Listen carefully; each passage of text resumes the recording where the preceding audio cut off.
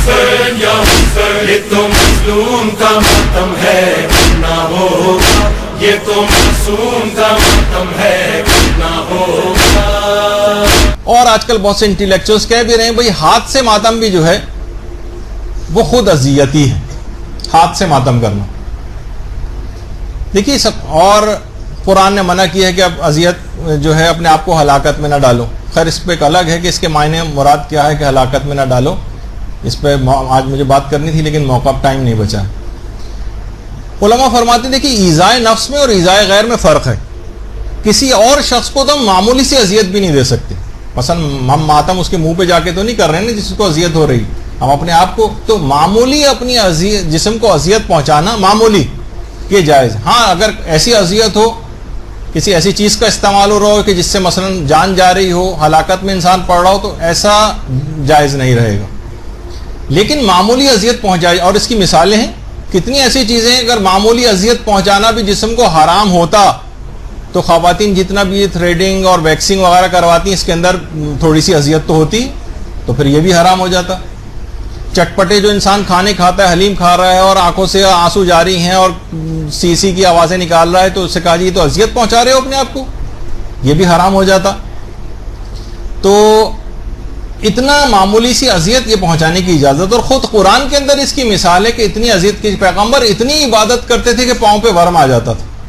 یہاں تک کہ کہنا پڑا کہ قم اللیل الا قلیلا، ذرا کم قیام کیا کرو راتوں میں۔ اسی طریقے سے سورہ طٰہٰ کے اندر آیا کہ ما انزلنا علیک القرآن لتشقی، کہ اے رسول اس قرآن کو ہم نے اس لیے نازل نہیں کیا کہ آپ مشقت میں پڑ جائیں۔ اس کا مطلب ہے کہ پیغمبر قرآن کے سلسلے میں کچھ مشقت اٹھا رہے تھے، یعنی اتنی مشقت اٹھانا، اگر یہ ذرا سی بھی مشقت اور تکلیف اور اذیت پہنچانا اپنے جسم کو جائز نہ ہوتا تو پیغمبر اتنی دیر عبادت نہ کرتے کہ جس سے ورم پاؤں پر آ جاتا یا اپنے آپ کو مشقت میں ڈالتے۔ اور علماء نے اس کی مثال بھی رکھی ہے کہ جس وقت سیدانیاں خیموں سے باہر آئی تھیں جلتی، تو منہ پر تماچے مارتی ہوئی چہرے کے اوپر باہر نکلی تھی، علی الوجوہ لاتمات، اپنے چہرے کے اوپر تماچے مارتی ہوئی آئی تھیں۔ اور حضرت حبیب ابن مظاہر کی بات بھی اس میں پیش کی جاتی ہے۔ یہ ان افراد کے حوالے سے بتا رہا ہوں کہ آج کل جو طبقہ پیدا ہو گیا اور آج کل آپ کی اپنی صفوں سے ان چیزوں کے خلاف آوازیں بلند ہونے لگی، ان کو جواب دینے کے اعتبار سے کہ امام نے حضرت حبیب ابن مظاہر کو، جن کی قبر مبارک آپ کے سامنے ہے، اللہم صلی علی محمد،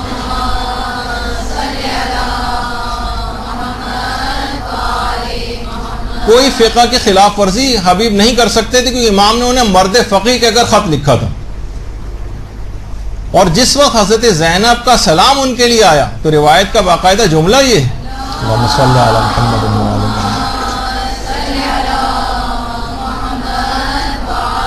کہ حبیب نے اپنے منہ پر تماچے مارنے شروع کر دی۔ اگر اپنے جسم کو اذیت پہنچانا یا اس انداز سے ماتم کرنا جائز نہ ہوتا تو امام کے جن کے لیے سند تھی کہ یہ مرد فقیہ ہیں، وہ کبھی فقہ کے خلاف کام نہ کرتا۔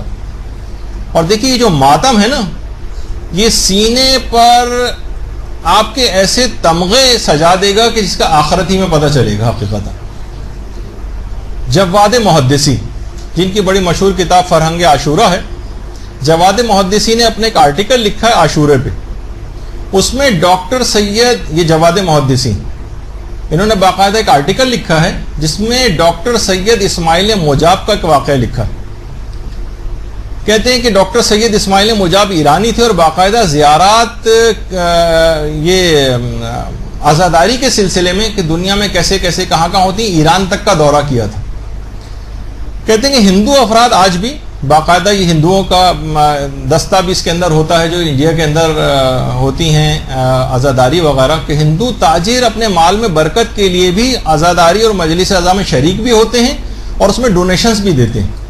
ان کی طرف سے شربت اور فالودے کی مثلا سبیلیں بھی لگائی جاتی ہیں اور جلوسوں میں آ کرنا سوگوار وہ کھڑے بھی ہو جاتے ہیں، ماتم بھی کرتے ہیں۔ اسی طرح کا ایک ماتمی عزادار ہندو تھا، جب وہ مرا، باقاعدہ جواد محدثی نے ڈاکٹر سید اسماعیل مجاب کے حوالے سے لکھا ہے کہ جب وہ مرا ہے عزادار ماتمی ہندو، تو جب اس کو شمشان گھاٹ میں جہاں پر ان کے جسموں کو جلایا جاتا ہے ہندوؤں میں، تو جسم جل کر خاک ہو جاتا ہے، پوری آگ وغیرہ لگائی جاتی ہے. تو جواد محدثی نے لکھا کہ اس ہندوؤں کے اہل خانہ اس کے جسم کے 2 حصے اٹھا کر شیعہ قبرستان لے کر آئے، ایک اس کا ہاتھ اور ایک اس کا سینہ. کہا کہ پورا جسم جل گیا ہے. اللہم صلی علی محمد و آل محمد.